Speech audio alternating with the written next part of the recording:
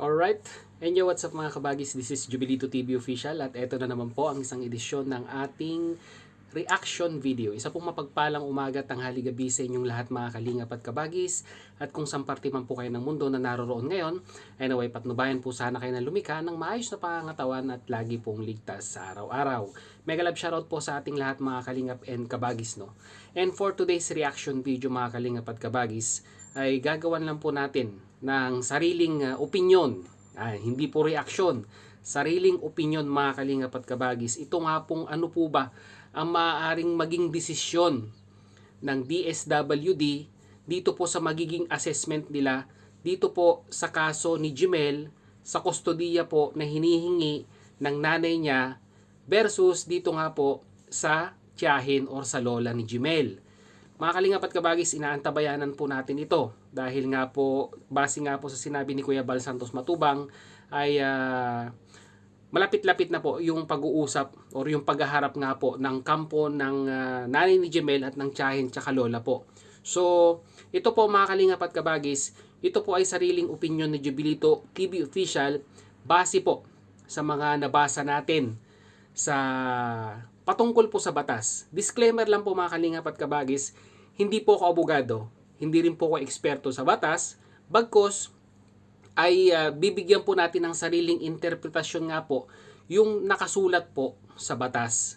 At ano yung maaaring pwedeng gawing desisyon or assessment ng DSWD dito nga po sa kaso ni Jimel at ng kanyang nanay.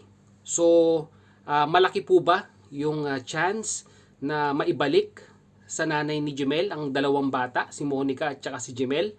Ano yung mga pwedeng i-take consideration po ng DSWD para po makuha muli itong magkapatid na ito sa kustodiya po ng kanilang tiyahin at lola. So, based from that mga kalingap at kabagis ay gagawa po tayo ng konklusyon maya-maya lamang po pagkatapos po ng ating mga babasahin patungkol nga po dito sa ating reference. So mga kalingap at kabagis, ang kinuha ko pong reference ay nakuha po natin sa Philippine Illegal Forum po. So yan, pupost ko po, ayan po. Diyan ko po kinuha yung mga references at base po sa mga nakasulat dito ay gagawin po natin ng sarili nating interpretasyon or kung paano po natin iintindihin yung pagkakapaliwanag po nila dito patungkol nga po dito sa kustodiya ng mga bata. Lalong-lalo na po kung ang bata po ay illegitimate. So nabanggit na nga po ni nanay ni Jimel na ito nga pong si Jimel at si Monica, yung magkapatid po, ay anak niya po sa pagkadalaga. So even though meron po silang biological father, ay we are assuming na hindi po sila kasal sa sibil or sa simbahan po. So ang mga bata po ay makukonsidera pong illegitimate children. So under po sa illegitimate children mga kalingap at kabagis, ang nakasaad po dito sa family code, ayan, family law. Yan, ang nakasulat po dito mga kalingap at kabagis po, no? Babasahin ko lang po. And I quote, "Custody is an aspect of parental authority. The person who exercises paternal authority over the child has custody over the said child. Parental authority and responsibility may not be renounced or transferred except in the cases authorized by law. There are different rules of the custody of legitimate or illegitimate children" po. So, pagpatuloy po natin, ayan po. Custody over illegitimate children. So, ito na po, dito na po papasok yung kustodiya ng kaso po ni Jimel at ng kapatid niya pong si Monica. Ang nakasaad po dito mga kalingap at kabagis, and I quote, "Children are those conceived and born outside a valid marriage." So ibig pong sabihin, yung hindi po mga kasal na mga magulang na nagkaroon po sila ng anak. "The rules are relatively much simpler than it comes to custody and parental authority over illegitimate children. Custody is with the mother." So napakaklaro po mga kalingap at kabagis, no? Pag ang mga kabataan po ay illegitimate, so majority po niyan ay ang custody po ay nasa nanay or nasa magulang na nanay po. These rules apply whether or not the children is a minor. The father has a visitation rights as discussed below. So ibig pong sabihin mga kalingap at kabagis, sabi nga po dito, pag ang bata po ay below 7 years old, minor de edad, ang may sole responsibility po ay yung nanay po. So meron pa rin pong mga nakapaloob dyan na mga articles na kung saan ay masasabi po natin mga kalingap at kabagis na pwede pong ma-exempt or pwede pong ma-include yung karapatan po ng isang ina patungkol nga po sa rights to claim, ika nga mga kalingap at kabagis, no? So ito po yung continuation. Yun po yung sa illegitimate children mga kalingap at kabagis, no? Muli klaklaruhin ko po. Pag ang bata daw po ay illegitimate, sabi po dito, ang may karapatan daw po ay yung nanay. Tapos nababago po yan mga kalingap at kabagis kung ang kaso naman po ay legitimate yung mga anak. So ito po, nakasulat po dito, and I quote, custody over legitimate children. In general, parental authority, including custody over legitimate children, is shared by the father and mother. The family code provides that the father and the mother should jointly exercise parental authority over the persons of their common children. So ibig po sabihin, sa pagkakaintindi ko po mga kalingap at kabagis, kung ang mga bata po ay anak, vowed, or ikanasal po yung kanilang mga magulang sa sibil or sa simbahan po, so makukonsider po silang legitimate children po. So ang kustodiya po niyan ay pwede pong paghatian ng tatay at saka sa nanay. So depende po yan sa nakasaad sa family code mga kalingap at kabagis, no? In case of separation of parents, parental authority should be exercised by the parents designated by court. So papasok na po dito ang korte na magdi-designate kung kanino po mapupunta yung kanilang mga anak kung ang mga bata po ay legitimate child. Muli, pag sinabi po nating legitimate child, ang mga magulang po ay kasal sa sibil or kasal po sa simbahan. So ibig po sabihin, meron po silang lisensya nung ikinasal po sila. Ayan. Ito, sumunod naman pong aspeto dito, custody over minor children po. So as noted above, no child under 7 years old shall be separated from the mother. Ayan napakalinaw po napakaliнаw po niyan mga kalingap at kabagis, no? Unless the courts finds compelling reason to order otherwise. So ibig sabihin po, even though yung pong bata ay below 7 years old, kung meron pong mga aspeto or may mga kadahilanan pong nakita ang korte na hindi po ipagkakaloob yung bata sa kanyang nanay, ay pwede rin pong gawin ng korte yon mga kalingap at kabagis. In all controversies regarding the custody of minors, the sole and foremost consideration is the physical, educational, social, and moral welfare of the child concerned. So ayan po mga kalingap at kabagis, ito po yung tinitignan ng batas natin na pwede po nilang hindi ibigay sa nanay yung kustodiya kahit po sabihin po nating below 7 years old po yan, kung ito po may mga factor po mga kalingap at kabagis na pinagbabasihan ang batas na kung saan nakapaloob po dito yung physical, yung education, social and moral welfare ng kabataan. So sabi nga po dito, taking into account the respective resources and social and moral situation of the contending parents. So ibig pong sabihin, tinitignan din po ng batas yung abilidad, yung kakayahan, yung moral, social, yung edukasyon na kaya pong i-provide nung nanay below 7 years old. Kung meron pong kapasidad, yung magulang, si Nanay Melissa, na kaya niya pong gampanan yung pagiging isang ina at napupunuan niya naman po yung criteria na hinihingi po ng batas, ay no doubt po na even though below 7 years old po mga kalingap at kabagis, ay mapupunta po sa kanya yung below 7 years old niya pong anak na si Monica. So, ayan po ang nakasaad po dito. Ito pa po. The law, however, favors the mother if she is fit and proper person to have custody of her children so that they may not only receive her attention, care, supervision, but also have the advantage and benefits of a mother's love and devotion, for which there is no substitute. Generally, the love, solitude, and devotion of a mother cannot be replaced by another and are worth more than a child of tender years than all other things combined. So, ayan po mga kalingap at kabagis, napaka-importante po talaga na even though sabihin po nating below 7 years old, ay meron pong tinitik consideration po yung batas natin. Especially po, nakasulat po dyan, ay yung mother's love and devotion. So nakikita naman po natin kay Nanay Mili sa mga kalingap at kabagis na talagang even though napalayo po siya sa kanyang mga anak, ay yung devotion niya po sa kanyang pagmamahal sa mga nalayo niyang anak na si Jimel at si Monica ay nandyan naman po. So all in all, again mga kalingap at kabagis, depende pa rin po yan sa assessment na gagawin nga po ng DSWD. Ang re-reiterate lang po natin dito mga kalingap at kabagis, ano po yung mga basihan na pwedeng i-take consideration ng DSWD habang ini-evaluate nga po nila kung kanino nga po talaga mapupunta ang kustodiya, sa nanay o sa tiyahin po. So, ayan po mga kalingap at kabagis, no?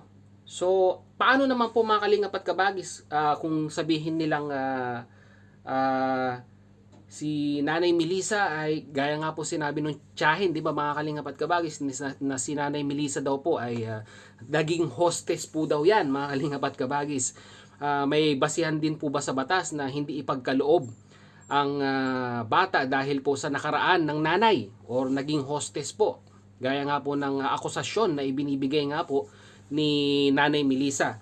Bali, ang title naman po nito, nakasulat po dito, Infidelity of the Mother in Child Custody Cases. Yan. And I quote muli mga kalingap at kabagis, is infidelity sufficient to deprive a mother of custody over the child? Yun po yung katanungan.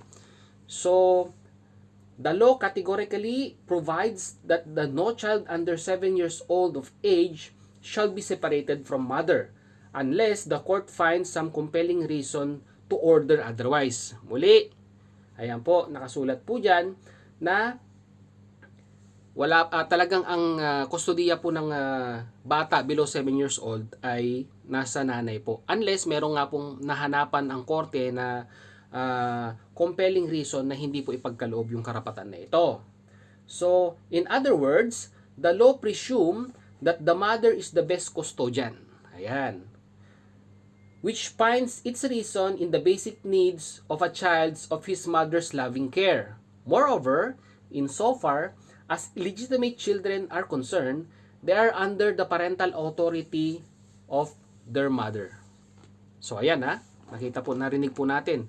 Ibig pong sabihin, pag illegitimate po yung mga anak, ay talagang ang authority po ay talagang nasa parental authority of their mother.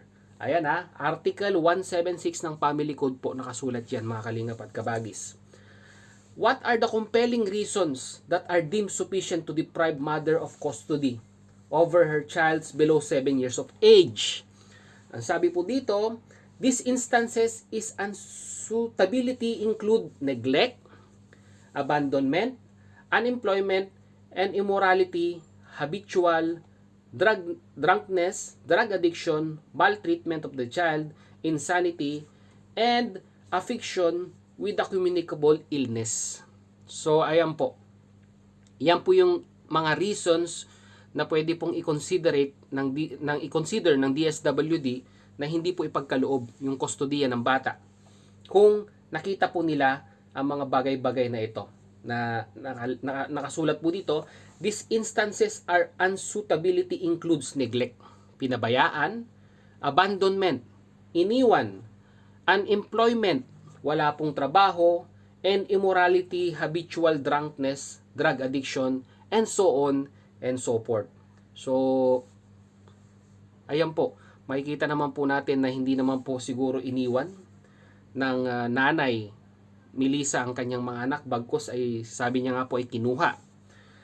Unemployment, hindi rin po natin masasabing wala pong trabaho si Nanay Melissa dahil nga po natagpuan ni Mr. Bentiboy na nagtatrabaho po or talagang nakita naman po, binilang pa po ng bisikleta ni Kalinga Prab para sa kanyang kabuhayan. Nagtitinda po ng gulay sa palengke. Immorality, hindi po natin masasabing may immorality pong included dito. Habitual drugness, drug addiction, maltreatment of the child. So, yan. So mali, mga kalingap at kabagis, depende po yan sa magiging assessment muli ng DSWD. Balik po tayo dun sa sinasabi ko po mga kalingap at kabagis na magiging ground din po ba for disqualification ang sabihing naging hostess or hostess po ang magulang or si Melissa na gaya nga po ng akusasyon na binibitawan po ng kanyang tiyahin. So, ito po, nakasulat po dito. How about infidelity of the mother? Infidelity by itself is not sufficient to deprive a mother of her under 7 years old of age. In these words of the Supreme Court in a 2005 case. So, and I quote, sexual preference or moral laxity alone does not prove parental neglect or incompetence. Not even the fact that the mother is a prostitute or has been unfaithful to her husband would render her unfit to have custody of her minor child.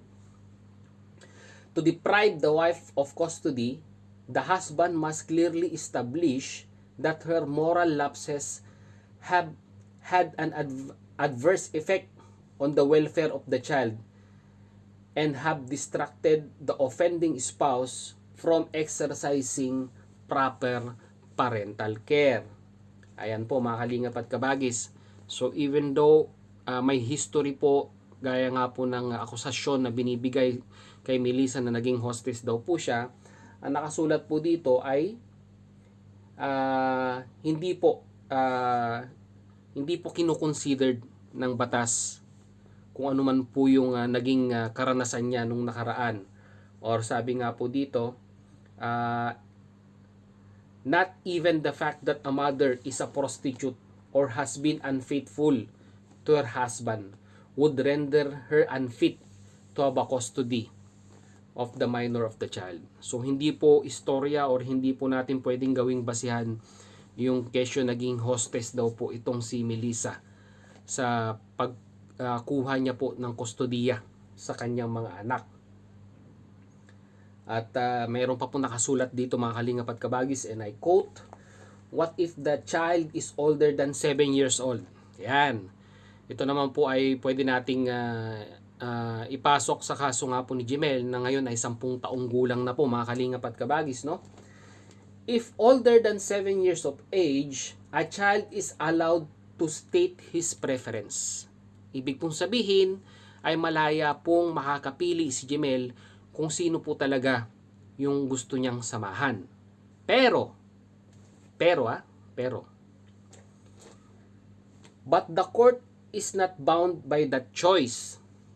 The court may exercise its discretion by disregarding the child's preferences should the parents chosen to be found to be unfit. Ayan ha. So, ibig pong sabihin, may karapatan pa rin po ang korting mag-decide even though nakapag-desisyon po yung bata kung sino yung sasamahan niyang magulang, kung nakita naman po ng korte na yung sasamahan niya pong magulang ay unfit. In which instances, custody may be given to other parents or even sa third person po. So, ibig pong sabihin, mga kalingap at kabagis, pag nakita po ng korte na ang bawat magulang po ay wala pong kakayahan na maging isang magulang sa above 7 years old na bata, ay ang korte pa rin po ang magdidesisyon kung kanino nila ipagkakaloob yung batang above 7 years old. Even though meron po siyang napili or meron po siyang napagdesisyonan na samahan, kung nakita naman po ng korte na hindi po karapat-dapat or hindi po talaga entitled yung sasamahan niya, ay may karapatan po ang korte na magdesisyon kung kanino po ibibigay yung bata. On this case, mga kalingap at kabagis, ay to be given to other parents or third person. So, ibig po sabihin, may karapatan po ang korte na i-overrule yung kahilingan ng bata na sumama sa kanyang magulang kung sino yung pipiliin niya. Kung nakita po ng korte na hindi po karapat-dapat yung magulang na pinili niya pong yun. So yan mga kalingap at kabagis ha, nakita nyo naman po. Ito po yung mga pwedeng maging basihan ng DSWD kung pwede pong makuha muli ni Melissa ang kanyang mga anak. Unang-una po, nakasaad po dyan ay yung kakayahan. Siyempre, i-overrule po natin mga kalingap at kabagis na yung si Monica, yung nakakabatang kapatid po ni Jimel na below 7 years old, ay titimbangin po ng DSWD kung karapat dapat po si Melissa na maibalik sa kanya. Even though below 7 years old po siya mga kalingap at kabagis, ay talaga nga naman po nakasulat sa batas na pag below 7 years old, ang kustodiya po ay nasa nanay. Pero ititik consideration pa rin po ng DSWD yung mga factor or meron po silang mga guidelines na susundin or titimbangin kung kaya ba ni Melissa na i-sustain yung welfare ni Monica. At unang-una po dyan yung pagmamahal ng isang ina, yung edukasyon, syempre, yung pinansyal na kapasidad ni Melissa. Pero nakasaad din po talaga dito na talagang ang pinaka-importante po dito yung love and care ng isang nanay na hindi niya po iiwan at talagang yung attention niya po ay nandun lamang po sa kanyang anak. Which is, sa nakikinita ko sa estado or sa sitwasyon ni Melissa, ay kaya niya naman pong tugunan. Pero nakikita ko dito mga kalingap at kabagis, ang magiging problema niya po dito ay by the time na magtatrabaho siya or magtitinda siya sa palengke, ay kanino maiiwan yung mga bata. Pwede pong sa nanay ni Melissa, pero hindi po natin alam kung iti-take consideration ng DSWD yan. Dahil nga po nakasaad sa batas, kailangan po yung nanay mismo ang magbibigay ng debosyon, ng oras at atensyon sa kanyang mga anak, hindi po yung ibang tao. At patungkol naman po dito kay Jimel, mga kalingap at kabagis, ay muli, may sarili na po siyang desisyon dahil nga po siya ay 10 taong gulang na, malaya na po siyang makakapili kung sino po yung sasamahan niyang magulang. Pero po, meron pong exclusion yung nakasulat po sa batas na kung saan ay pwede pong i-overrule ng batas ang kanyang desisyon kung natagpuan naman po ng batas na hindi po karapat-dapat yung pinili niya. So, muli mga kalingap at kabagis, ito po ay sarili ko pong interpretasyon sa nabasa ko po. Muli, discretion, hindi po ako abogado, hindi po ako eksperto. Bagkos ay ito po yung sarili ko pong pagkakaintindi sa batas or sa family code ng ating bansang Pilipinas. So, kanya-kanya po tayong interpretasyon yan. Pero sa mga mas malawak pa po ang kaalaman patungkol nga po sa Family Code of the Philippines, yung nag-aral, abogado, paki-correct naman po ako kung meron po akong mga kamalian sa akin pong mga sinabi para naman po maging maganda po yung ating conversation sa ating comment section. Syempre, comment down below mga kalingap at kabagis kung ano rin po ang inyong sariling interpretasyon kung kanino po talaga mapupunta. Base po sa mga sinabi nating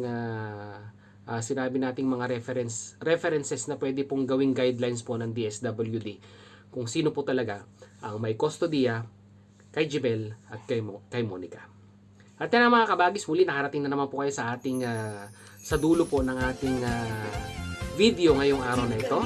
At maraming salamat po dahil hanggang sa dulo ay nasamahan niyo po si Jubilito TV Official. At muli po, nagpapaalala po ang inyong host sa mga hindi pa po nakasubscribe sa channel ni Jubilito TV Official. Pakihit naman po ang subscribe button at ang notification bell para maging updated pa po kayo sa mga darating nating video upload. And at the same time, sa mga hindi pa po nakasubscribe sa channel ni Kuya Val, Santos Matubang, Kalinga Prab, Ate Edna Vlogs, Official Lingap Partners Category A and B, Official Lingap Reactors, subscribe nyo na po ang kanilang mga YouTube channel. Hanggang sa muli, as I always say mga Kalingap at Kabagis, peace! God bless po. Bye-bye!